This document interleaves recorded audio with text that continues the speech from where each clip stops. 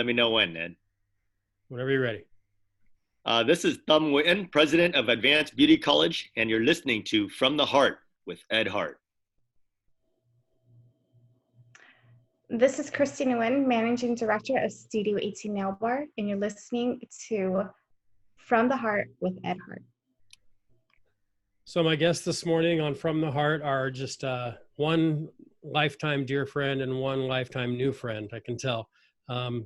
I met Tam in 2012 at an event, Cal State Fullerton related, and found out that he ran a family business with his sister Nguyen. Mm-hmm. And from there, we just became friends, and eventually they joined the center. Soon after that, we're nominated and selected by the Orange County Business Journal as Small Family Business of the Year. And shortly thereafter, they were then selected and inducted into the Cal State Fullerton Center for Family Business Hall of Fame. And that just says a little bit about the type of people they are and the type of company they run.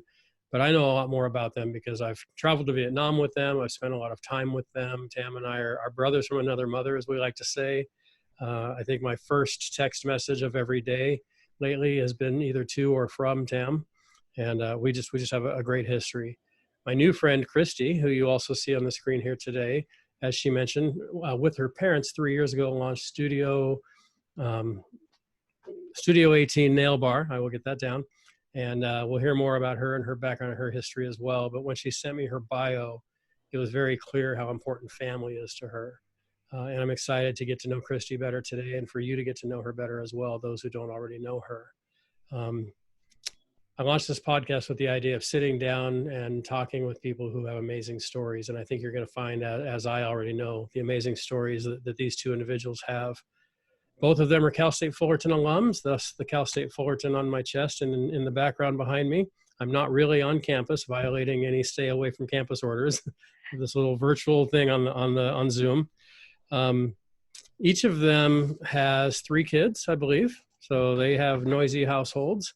And so it's pretty miraculous that at 8 a.m. on a Monday morning, we're able to get some peace and quiet here. So I appreciate that. Business was going well, humming along for both of them when we all got the news, like everybody within the last 6 weeks or less, that we were going to be shutting down. So they've teamed up with others to just create an amazing outreach to the community, and I'll have them tell about that. So first of all, Tam and Christie, welcome. Thank you for joining me this morning. It's good to see you both. Thank you for having us. Good morning, Ed. Thank you for having us. Appreciate it. You bet. So Christie, in the spirit of ladies first, I'm going to start with you.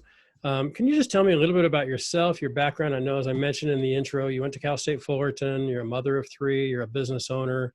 Yeah. So beyond that, yeah. Yeah. So I was born and raised in California. My first half, I grew up in San Jose. The second half of my life down in Southern California. Kind of difficult because, it's in the middle of my high school years, but looking back, it was definitely a blessing in disguise. I ended up graduating from Cal State Fullerton with a degree in business, with a marketing emphasis. I had amazing professors. I had a great time at Cal State Fullerton. I, could not have had better professors. There's so much good, there's a lot of good things I can say about Cal State Fullerton. I began working at the age of 16 in retail. I created a 7-year career in retail banking, which led to business banking. And then eventually I just decided that, I had my first son, and, I was fortunate enough to be able to stay home. And so now, 6 years later, I have 3 kids. We live in Orange. And, life is good. It's crazy hectic, but it's good. But 3 years ago, my parents decided to end their engineering careers. They retired from that. They've, have worked tirelessly their entire lives to do it. And they wanted to just open just a place where people could relax. They could just get away from the daily stresses of life. We make all of our products in-house. Well, not all actually, but a lot of our products in-house. We don't like to buy things in jars and containers. We just want to make sure that people are getting the best products possible. So we've curated a recipe for, to make as many things as we can. Nice. And so, business has been good. We thought about expanding. We love our community in Tustin. We've met so many wonderful people that we've actually built lifelong friendships with. So we love the mom and pop. We love the community feel. It's it's more personal. They come in and we ask how their day was, or, how their kid's birthday party was. And, it's just that sense of community that we've just built over the years. And so, just like everybody else during this time, COVID hit, and it hit hard. Yeah. And so, unfortunately now, our gross monthly income has gone from, something that was definitely comfortable to now nothing. And so, at the end of the day, we would prefer to be closed for the sake of our community, for the sake of our employees, for my mom, who is there most of the time, because I'm at home with 3 kids trying to balance everything. But, it's just the safety is more important than anything else. Right. Although I do understand the ramifications of being safe. That means, you're scared that your business isn't going to survive. You're scared that COVID will attack more than just people. It's going to attack the business and the economy. And so, it's kind of a struggle in that sense, but knowing that I still have my family and that we can wake up and still call them and still be with them, it's just what matters most. And I think that's why we started this initiative, just basically from the heart. Yeah. Excellent. Yeah. I like how you threw that from the heart. That was nice. Thank you for that. I know you didn't mean to do that, but I appreciate that. Yeah, it's ironic too. And Tam, I'll ask you in just a second the same question to kind of tee it up, your background a little bit. But you talked, Christie, about how one of the reasons you created this business was to help people in stressful times just kind of relax and de-stress. And here we are at a time when people need it the most and can't use it. So I want to come back to that in a little while to find out maybe some things that you may be doing in that area as well, even though you can't have the brick and mortar open right now. Tam, I know a lot about your family, but a lot of us and most who, Tam's everywhere. There probably isn't anybody who will hear this today that doesn't already know Tam. I always say that he's like quadruplets. He's with his kids, he's with his wife, he's in the community, he's at the school, and it's almost like he's all there at the same time. So tell us a little bit, Tam, about your background, education, your family, and anything else you'd like to say as we get started today. No, first and foremost, thank you, Ed. You are truly a brother from another mother. I'm deeply connected to you. I think it's important for the audience to know that although my name is pronounced Tam in English, in Vietnamese it's pronounced Thum. And it's very important to know that Thum, my whole family has the name Thum in it for 3 generations. Mom and dad are Mun Thum and Kien Thum. Myself and my sister are Lin Thum and Tan Thum. And my 3 kids are named Chan Thum, Thiện Thum, and Mỹ Thum. And I want you to know that Thum means heart. Nice. And so obviously we're related, Ed. There you go. That's right. From the heart. We've truly connected on our hearts, and Thum does mean heart. And you have to teach me how to spell that in Vietnamese so that I can say it back the other way. The beauty is it's spelled the same way in English as Vietnamese, so it's T-A-M. Perfect. All right. Yeah, it has an accent over the O, so it literally has a hat over the A of the vowel, and that's what gives the home and the thumb pronunciation. Spent 10 days in Vietnam with you, and this is my first Vietnamese lesson. I should have done this before. But no, thank you for again, Ed, for being a brother. My family were Vietnamese refugees. 45 years ago this month, on April 30th, 1975, on the fall of Saigon, we came to the U.S. and we were displaced from our country as refugees and sought a new home. And so I'm happy to always tell the short version of where I came from in my background as made in Vietnam and assembled in the U.S. I like it. Although I was made in Vietnam, our journey was very hard. We came through Guam. We were processed as a family through a tent city in Guam. And then we were actually split up. My dad actually ended up in Camp Pendleton, San Diego. And my mom, myself, and pregnant with my sister Lynn, ended up in Fort Chaffee, Arkansas at a different military base. We were reunited through the American Red Cross in Santa Cruz 3 months later, where my sister Lynn was born Thanksgiving Day in 1975. Wow. In Santa Cruz. That's right. We celebrated her birthday when we were in Vietnam. That's right. Although we came with nothing but the shirts on our backs, and we were sponsored by a wonderful American family that we still keep in touch today. So I'd like to give a shout out to my aunt and my mother, Ariane Laidlaw, who lives in Sacramento. She's nice. A second mother to me, and she was our first American mother for our family. Awesome. Tell me a little bit about how Cal State Fullerton shaped you. Yeah, Cal State Fullerton is everything to us. I mean, my sister was educated there with 2 degrees. I myself was educated there for my MBA, and Cal State Fullerton is where we is the foundation of our education, and we're both Titans for life. So my sister and I feel that Cal State Fullerton has given us so much more than we could ever give back to Cal State Fullerton. Christy, when I say, tell me about your mom and dad, Mm-hmm. what's the first thing that comes up for you? They are just the most loving and generous people that expects nothing in return. You know, even for me, you know, when I go over there, I mean, they still try to do everything for me, and I'm, you know, I'm definitely capable with 3 kids, but you know, they're just the most heartwarming people, and my parents will go out of their way to just make someone feel comfortable, just make someone feel like they're appreciated, and I think that's where I get it from. You know, they have worked so hard. They have had definitely not the easiest life at all. Sure. Just like, you know, Antham's parents, you know, they are refugees as well. They definitely did not have it easy, but you know, they are much stronger than I will ever be. Just being able to immigrate from Vietnam to the States, not knowing the language, not knowing the country, not knowing anything, and you know, they survived and they made it. And I think, unfortunately, that's, you know, until this day, it's actually very looked down upon, and they're not given enough credit. You know, I just think that for you to be transplanted from one country to another and make it, I mean, it's a huge feat in itself, and Sure. and I think that's a huge success story. So you know, so that's why partnering with my parents to open what they've always dreamed about wanting to open, that was never even a question. And so, you know, if they're going to pour their heart and souls into it, I was going to do the same because that was their dream.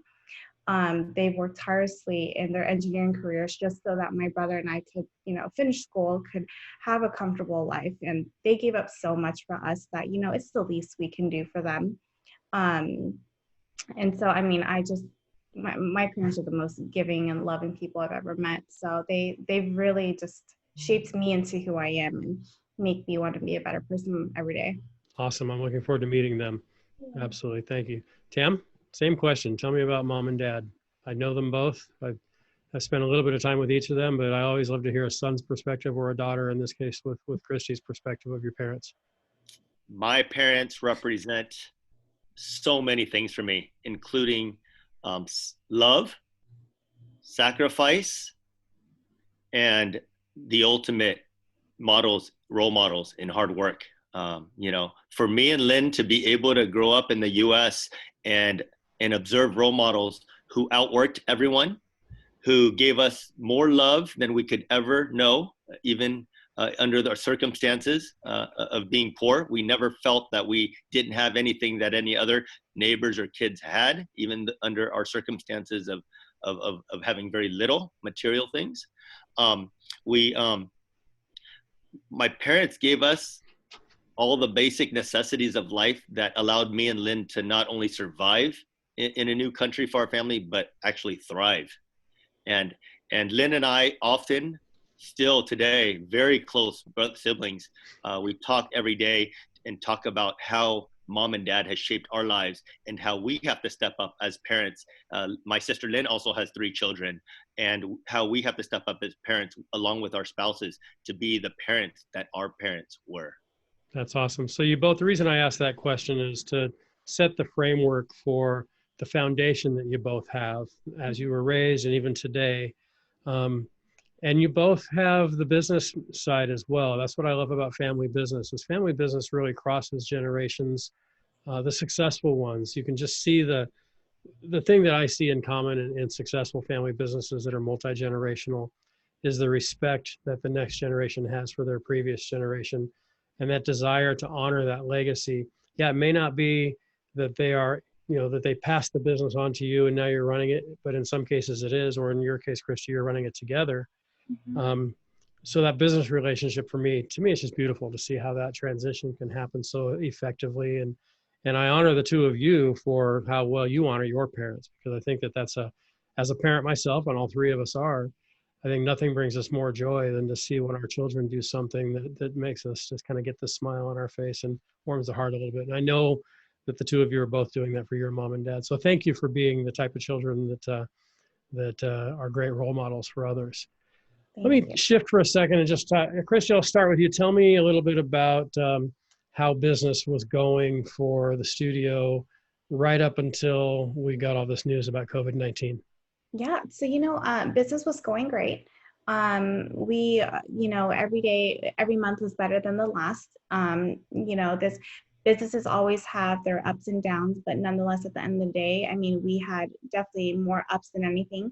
So the thought of expansion was something that crossed our minds. Location, what if we wanted to, how we wanted to elevate our brand even more so than we already have.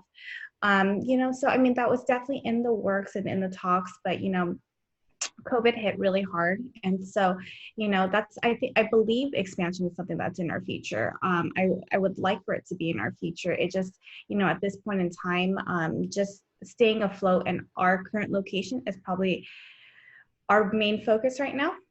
We need to just get out of this kind of COVID attack and then reevaluate, refocus, rebuild. But we will make it out of this. We will make it a point. My parents have worked so hard, and the last thing I'm going to do is, the last thing is the business is going to close up. Like, I'm just not going to let that happen for Sure. the sake of my parents. But I think eventually, maybe in a year or two, we could expand. But right now, when we're allowed to reopen and when the stay-at-home order, the non-essential businesses are allowed to resume their daily lives, then I think we will work tirelessly to just bring back the community, because it's going to be in different times. It's not going to be like what it was before. People are unemployed, people are suffering, and so I think we do have to come up with a different game plan and not expect it to be what it was. Sure. Mm-hmm. Tam, I know you guys you're in 2 locations in Orange County now. I know there's been talk of a third. I've been in your office and your building and your school many, many times. I've seen just that vibrant electricity that's there when you walk in. Maybe it's that I'm this 6'3" Caucasian guy walking into Little Saigon. Maybe that has something to do with it. But the energy that's there when you walk in is palpable. Tell me about how things were going up until the point, and then maybe in your answer, if you could then transition us into when you got word that this was probably going to be stopping.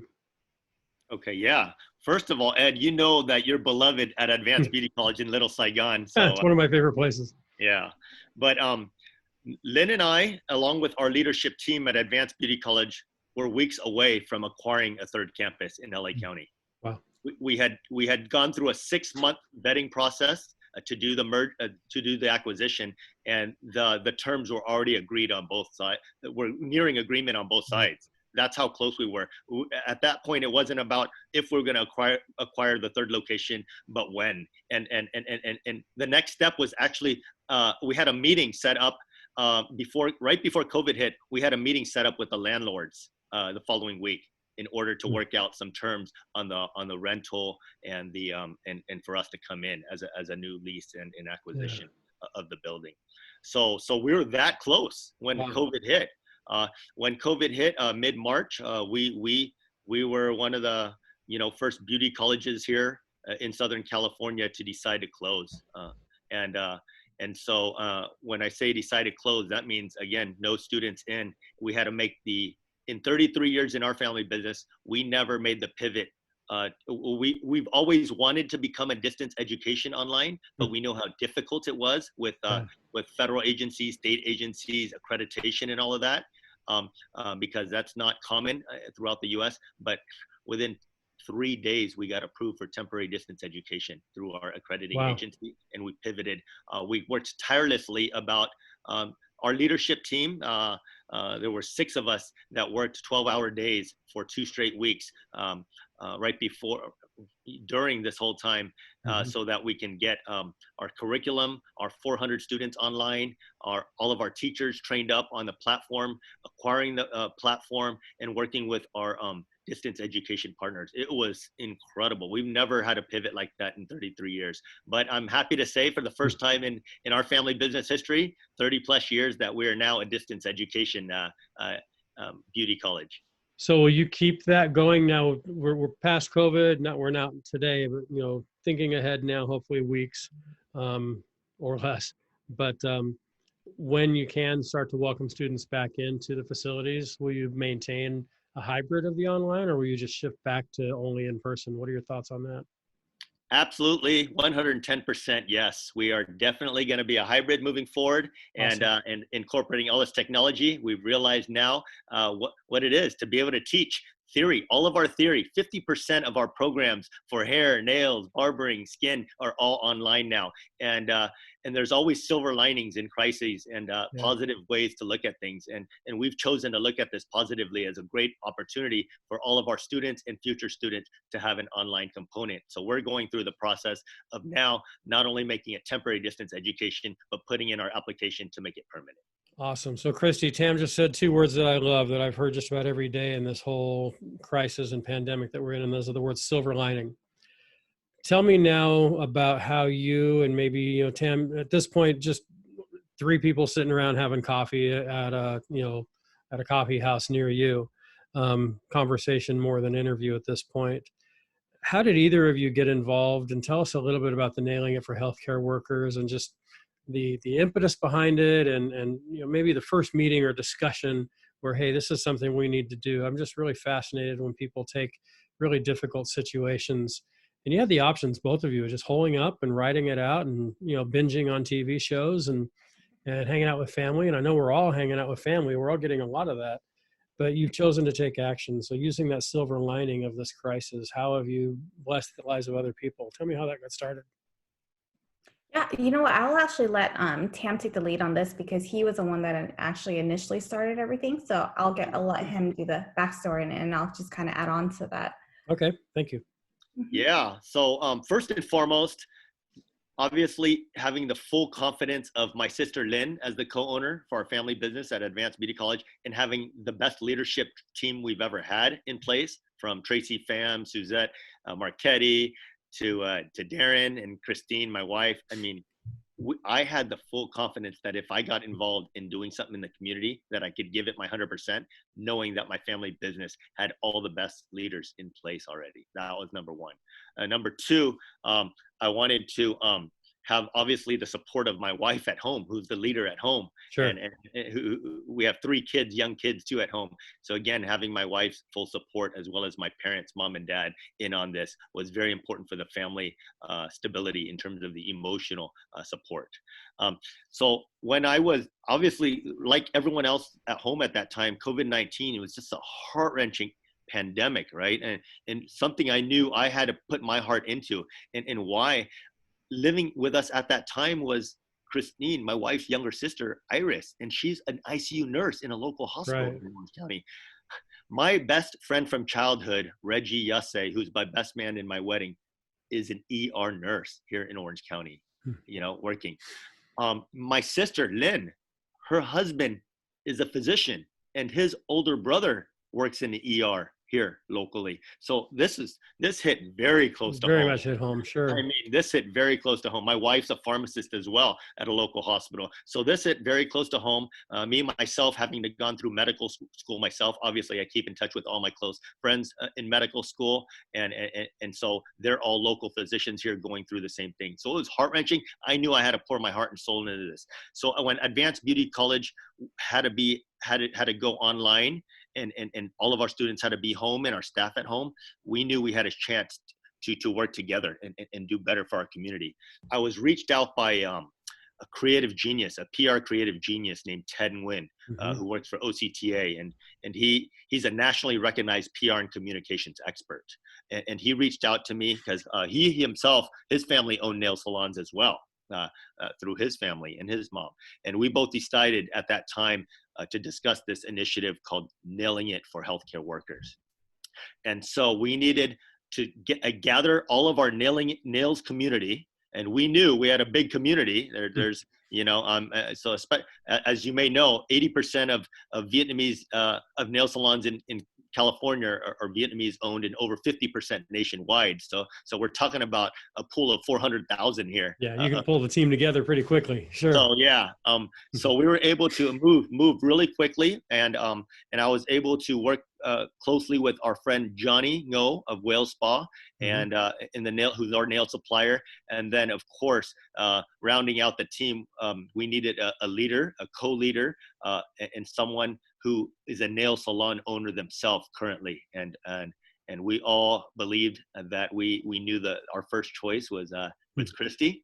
Christie Nguyen owns S2Ep8 nail bar. She's, as a second generation owner working with her parents, has elevated the nails industry in creating a high-end experience, and of course makes us very proud as community members. So Christie was willing to take my call and answer the call to action. So needless to say, this movement has, in 3 short weeks, has grown tremendously. We believe in the campaign wholeheartedly. We know that we're protecting by getting all these important material from our closed nail salons, namely masks and gloves and hand sanitizers, really quickly over to our frontline healthcare workers, our family members who are working in the hospitals that we knew didn't have enough PPEs. And so that's how it came to fruition. I have to say, throughout these last few weeks since COVID, the 2 people I get to talk to the most outside of my wife, mom, and dad are actually Christie and you, Ed. Nice. Well, it's an honor for me to be one of those, that's for sure. Anybody that doesn't take your call, I don't understand. So I agree. Yeah, absolutely. That was a call that was an easy one to take, right, Christie? Definitely so. Definitely so. So I want to transition into some initiatives that you're doing now in this Nailing It campaign. Talk to me, either one of you, about the significance of the year 1975. Because I know that we're looking at, we're going to get into the 1975 initiative that we're doing. Why 1975? Yeah, I'll start and then Christie chime in. 1975, as you know, is the most important and significant year in Vietnam history with the U.S. That was the year that marked the end of the war. And that war ended specifically on the date, April 30th, 1975, what we as Americans call the fall of Saigon. Yeah. And we know the story. We've seen enough documentaries. There's been enough movies made about it, and even theater with Miss Saigon. So obviously the story's been told by Americans, but we also have many stories told by Vietnamese Americans, and the nails community being obviously the largest Vietnamese occupation that has grown in the world, starting here in the U.S. 1975 means so much to us because our families, whether we came in 1975 or the subsequent years to follow in the U.S., that marked the beginning of the Vietnamese birth in the U.S. We are Americans now. We are very proud Americans. We want to do our part to give back to America. And because of the sacrifices of our parents and our forefathers in America, we believe we're part of the American fabric. Thus, we've started a second phase of the Nailing It for Healthcare campaign. In the first phase, we're fortunate enough to get 120,000 masks, over 300,000 gloves, and tens of thousands of hand sanitizers donated. But in this next phase, we believe in this 1975 campaign. And so what we've been able to do is we've been also reach out across to other industries, such as our brothers and sisters that own restaurants. And we now have 20 Vietnamese American restaurant owners in Orange County and LA County that are now committed to doing 1975 meals each this coming week, so that we can again serve the already 70 hospitals, medical clinics, homeless shelters, and nursing homes that we're currently serving. That's awesome. Thank you. Christie, what has surprised you or just made an impression upon you as you've been involved in this work and you're seeing not only the results of people donating, but then those who are receiving these donations? Has there been anything that's just really moved you, or maybe a story that really sticks out to you during these last 3 or 4 weeks?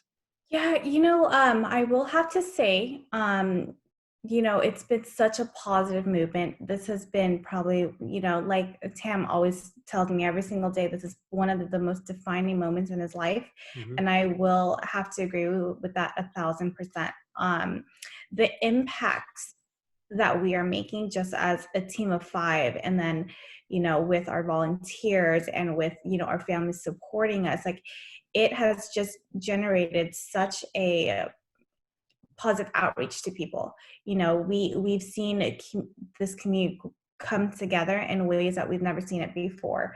In respect to social and physical distancing, we're still able to help. We can still go to bed every single night knowing that we saved a mother, a father, a grandparent, kids. Even if this whole operation saves one life, that's all that matters to us. Because every life matters. Everybody deserves a chance at a life. Everybody deserves a chance at, just waking up and seeing their family or seeing their friends, or experiencing life. So, like Tam said, we donate 120,000 masks, 300,000 gloves, and we do believe that that's made a huge impact. For at least one person, to say the least. Absolutely. But another sense is just seeing people call us, and it's been a very emotional 3 weeks, to say the Mm-hmm. least. We've heard stories that that really just break us, and it really hits our core. And it's not even just the personal family members, like my cousin who is in Texas, and he's been exposed to multiple COVID patients, and he had to self-quarantine. And he is probably, I deeply care and have much respect for him, and knowing that he could potentially have it, that was probably one of the most heart-wrenching things I could probably have heard, because that's a close person in my life. Sure. But and just hearing Antam's, family, and how his sister-in-law Iris is in the front line, and she can't live there for the moment, and their family really misses him, especially his kids. So it's just stories like that that are really difficult. Or the senior facilities. I've had one gentleman that's called me practically two times a week for the past 3 weeks, if not more, with multiple text messages, and he's just begging and pleading for just more masks or more gloves, because they have a facility that holds 152 employees, and they all don't have masks. They don't have any type of PPEs, and like we've heard on the news, they don't end up showing up to work because they're scared, because they have families, because they have their first responsibility in life is to take care of their families, and so they don't want to expose them. But it is their job at the same token. So that's definitely a hard balance there. But it's our family members, it's the personal stories that we've heard, that this has made it an emotional roller coaster. But also at the end of the day, we are saving lives, and so we are able to help. Yeah, and you said it spot on. If you save just one person, it's worth the entire effort, of course, because every life is as precious as the next. And to save thousands, you have to start with the one. Correct.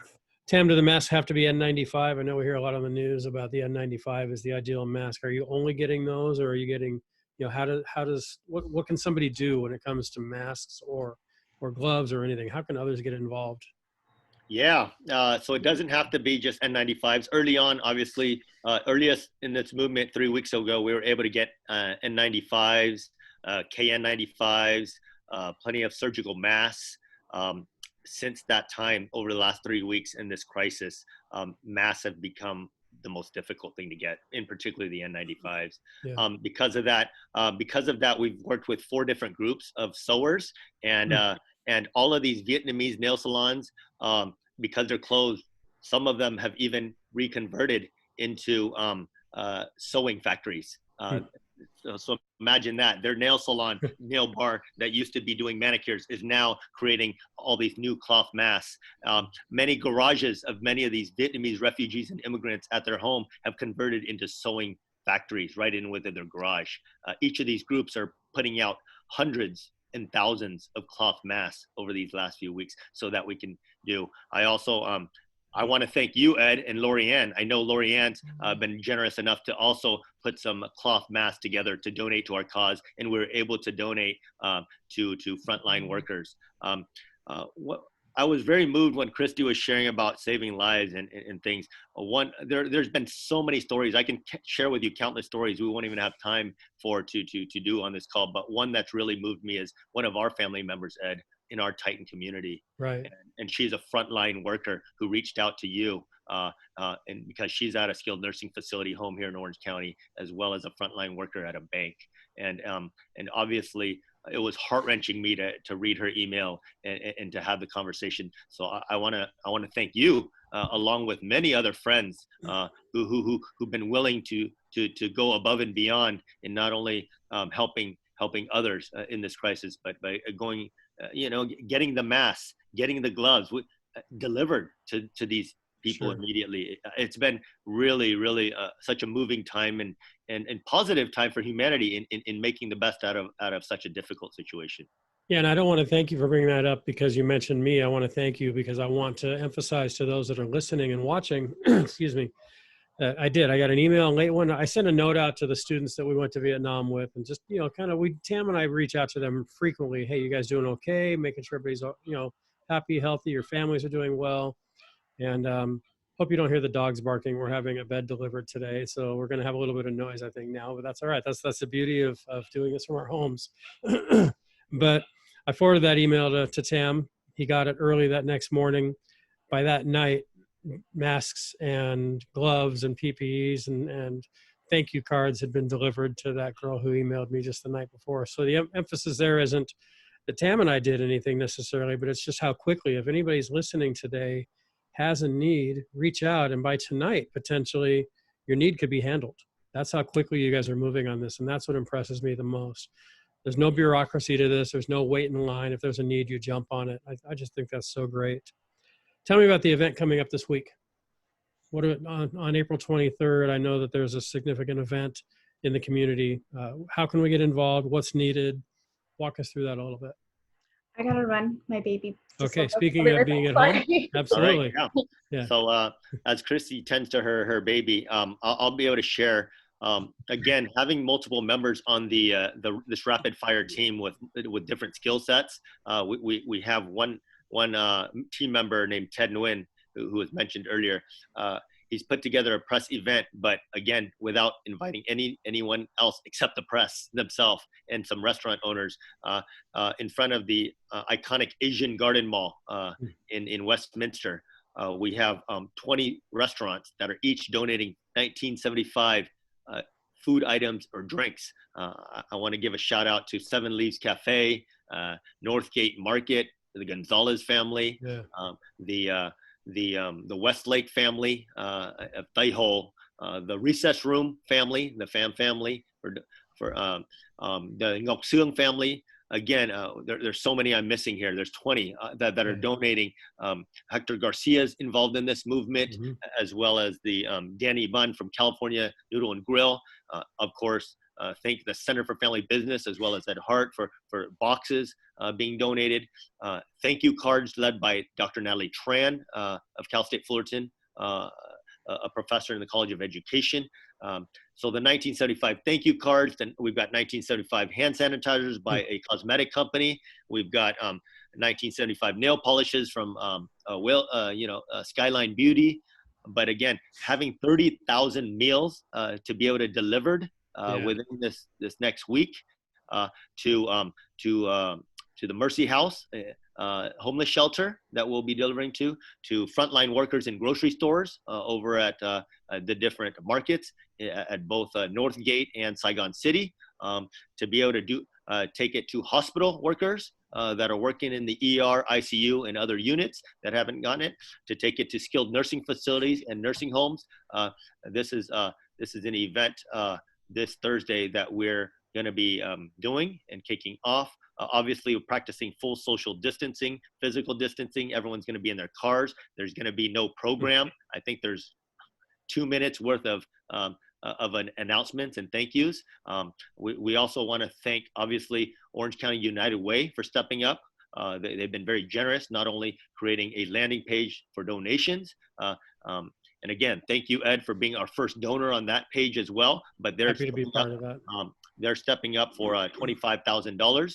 We have 2 generous anonymous donors at this point because they believe in the 1975 theme and mission. So one stepped up for $19,000 and another for $75,000.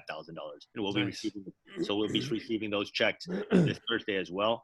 There's been a tremendous number of family businesses in the area that have just been continuing to donate to this cause. My good friends who I met through Ed have also donated for obviously the 7 Lee's family drinks and otherwise. They're donating 1975 drinks. The Mendoza Teacher Created Materials family has donated, from the mother to the sister to obviously the daughter, who's my dear friend Deanne Mendoza, and they've been very, very generous in donating, as well as the Dinnan family. Jenny and Dave Dinnan have generously donated to this movement. All good friends from the Center for Family Business that I've met. It's tremendous. The outpouring of love has been tremendous. We've surged in love and humanity, obviously working with Christie and the Nailing It team, as well as many other teams, 4 sewing teams, a Cards for Heroes team, the Project Vietnam Foundation team, the Operation Be Kind team, the Project Namki team. I can tell you the collaboration is tremendous. And so the outpouring of love and the surge that we have as a community is going to beat COVID, is going to beat the virus. And one of the quotes that I heard from an ER doctor that we delivered to was very powerful, and I wanted to share it because I think about it every night when I wake up. Is he says, we're not the front line anymore here in the ER. The community, like Nailing It for healthcare workers and others, partners in collaborative, they are now the front line. The community is the front line. We here in the ER as medical workers, we are now the last line of defense. We are all in this war together. Let's win this war. So he wanted to thank everyone out there in the community that are the front line now, because he sees himself as the last line of defense. Awesome. Thank you, Sam. Christie, welcome back. Thank you. How has these efforts of the last 3 weeks changed you? What's been the impact on you that you're going to take away from this, that you hope to apply in your life going forward once we're through this crisis? The biggest, I would say, is that just life is so precious, and it's a sense of community is so precious. We are so used to being in our daily lives, and we're so busy, and we're doing, we have a million things on our to-do list.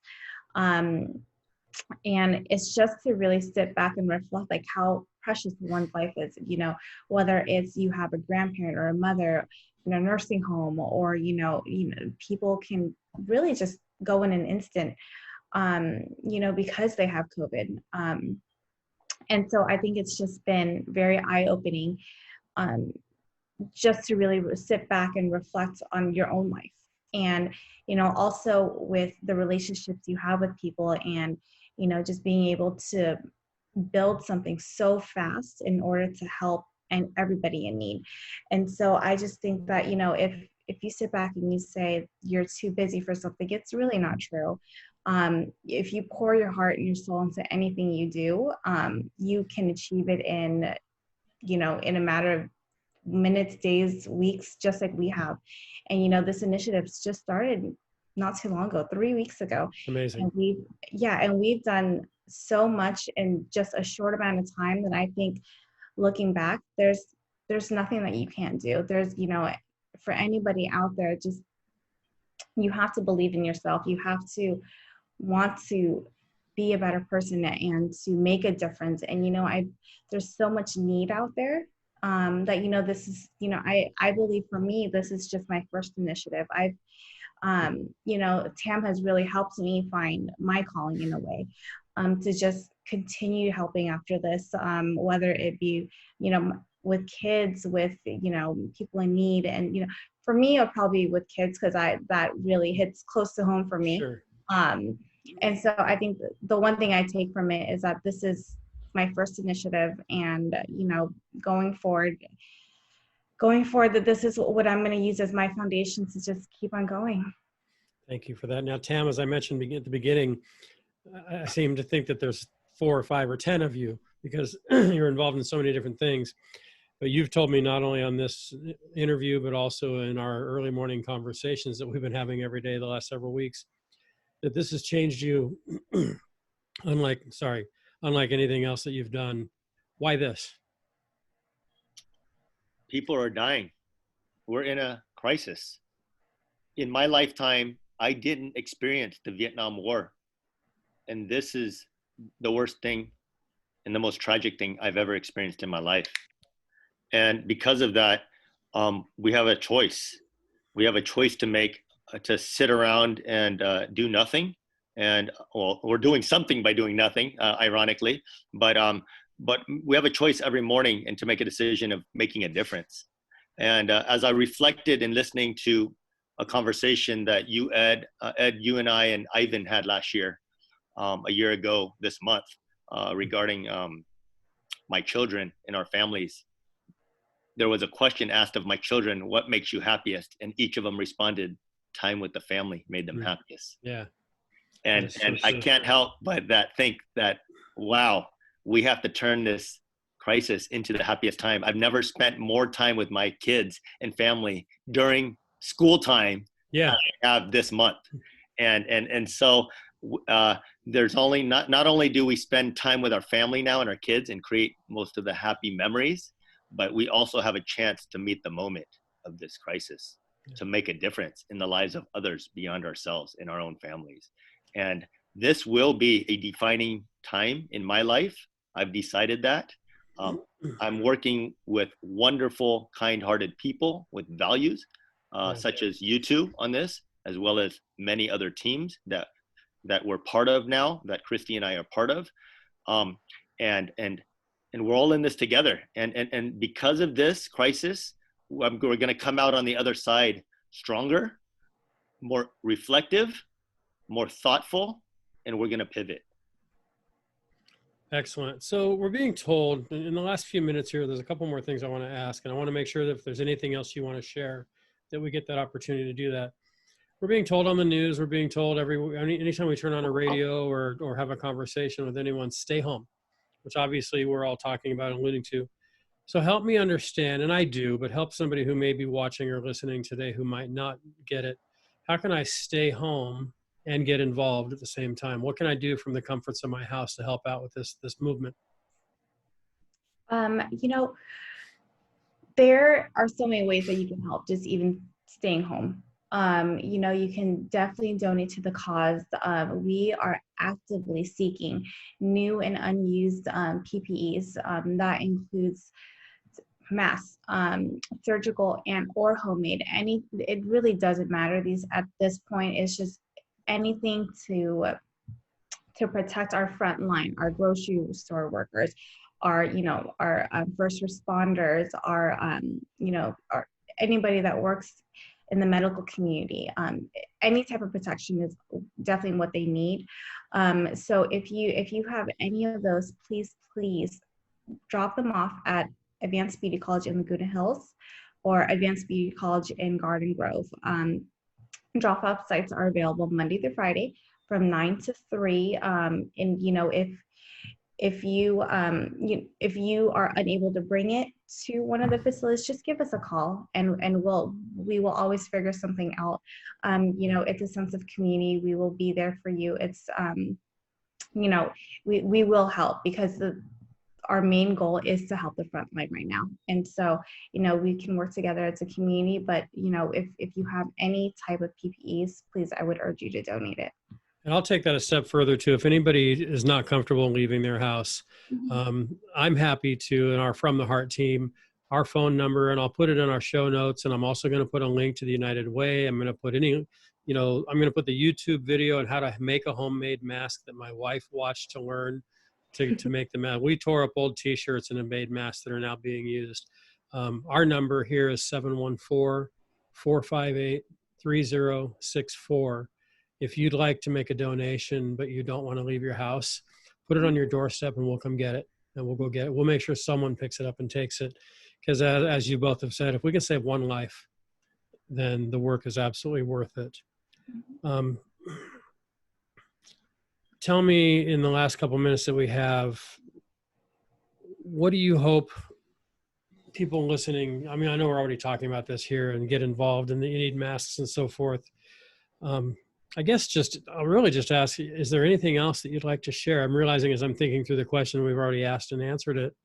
Is there anything else that you'd like to share, a word you'd like to get out, a thank you, or just an ask of anyone who may be watching or listening today? Like I said, this interview is not being broadcast live, but within the hour it will be. So this will be getting out to, thousands of people here within an hour. What would you like them to ask them to do? Yeah, Tom, I'll throw it at you. What's that? I'll throw it at you. Okay, thank you. I'll catch it. So my ask is start with a conversation in your house with your partners, with your children and spouses and family. Start with this conversation of what can we do even as we stay at home. Is it write a thank you card? Is it make a video? Is it reach out to us or any other organization? Is it find out through your network that you know a restaurant or have a favorite restaurant that you can call today to join? Is it to talk to your kids about what can we do in the community at this time? Because of there's just so many things to do, but spark it with a conversation. Reach out to Ed. Feel free to reach out to Christie and myself, obviously, through the Nailing It initiative. There's so many other initiatives. Obviously, I want to end this with thanking our partners in particular, Orange County United Way, that now has a link up and partnering with Nailing It during this pandemic relief effort. I also want to thank Love to You, our nonprofit organization partner, because we're just an initiative of 5 volunteers coming together without a nonprofit and without a 501c3. We partnered with Love to You. Thank you to them in this, as well as thank you to the Heart Leadership, the Center for Family Business, and all of you out there. We're looking to continue to make a difference. This war is not over. It's going to continue, unfortunately. This COVID is around. We don't even know at this point when and if the surge is coming. Continue the great work you're doing, California especially, and others, flattening the curve, staying at home. We're clearly doing something right here locally, and obviously our hearts are with those that are most affected over in New York, Michigan, and around the country. But those are kind of things that I would say in terms of my call to action. Connect with Ed. Ed's offered his phone number and contact. Please connect with him. And Ed, we will support you with other team of volunteers to drive these critical PPEs and meals to those who need it most. Our nursing homes, our homeless shelters are overflowing with tremendous needs. Yeah. We have nail salon owners that are contemplating suicide. So it's tremendous. Our nonprofit partners are helping through telemedical health now on daily calls. We're going through a tremendously hard time. So thank you for just giving your heart. Yeah, you bet. We have a lot of interns at Cal State Fullerton that I know who would be happy to join in the ranks of driving around and picking up as well. One in particular that has worked for me, who I know he's ready to jump, and I know several are. Christie, I opened with you, ladies first. So I guess I'll close with you, unless Tam, you have anything else you'd like to share before I ask my last question of your partner here. I always ask everyone at the end of all of my podcasts, and you've been sharing it for the last 45 minutes, but I'm going to just simply say, Christie, what's in your heart? My heart is to urge everyone to please, please, please stay home. If it's not essential, we understand that if you have to get groceries, you have to, some people are considered essential businesses, so they have to go to work. But aside from that, we really urge people to stay home. This COVID is real. People are dying. We get calls all day, every day with stories after stories, and it's hitting closer and closer to home. A few months ago, it was somewhere else in the world. Yeah. But now it's getting closer and closer to home, and it really, really hits hard. And despite what your beliefs are, we do believe that the governor and the president, despite, you know, what political stance you have, that they are trying to protect us. They are urging us to stay home. And, you know, being home, you're spending time with your family, and, or, you know, you can always find something to do at home. But at the same token, even though you feel like you're not doing anything, you're actually saving a life by staying home. And, you know, we really respect that. California has done a wonderful job staying home, because we are flattening the curve, but we still need to continue this practice so that we can just flatten the curve and resume our daily lives. You know, nobody wants to stay at home every single day, not knowing what tomorrow will bring. You know, just like Tam and I, we have businesses to run. We would love to be open. You know, we would love to expand. And just like Tam was saying, with him expanding his third location, I mean, that's, you know, it's things like that that get really affected. And, you know, we all want to resume our daily lives. And, you know, if we can work together collaboratively, we can help each other, and we can just make it out of this, and we will beat this. But, you know, for the time being, just stay home. Yeah, be and safe. You know, and I would like to end with saying thank you to my wonderful teammates, Tam, Johnny, Hallie, and Ted. None of this would have happened without any of them. The volunteers, the people that have reached out, our families that have supported us through all this, you know, that are pushing us to get through this. Because, you know, the days get hard. They get tiring, they get exhausting. But, you know, like we keep reiterating, you know, if it saves one life, all this is all that matters. Absolutely. Tam and I were saying early on in the very first conversation I think we had about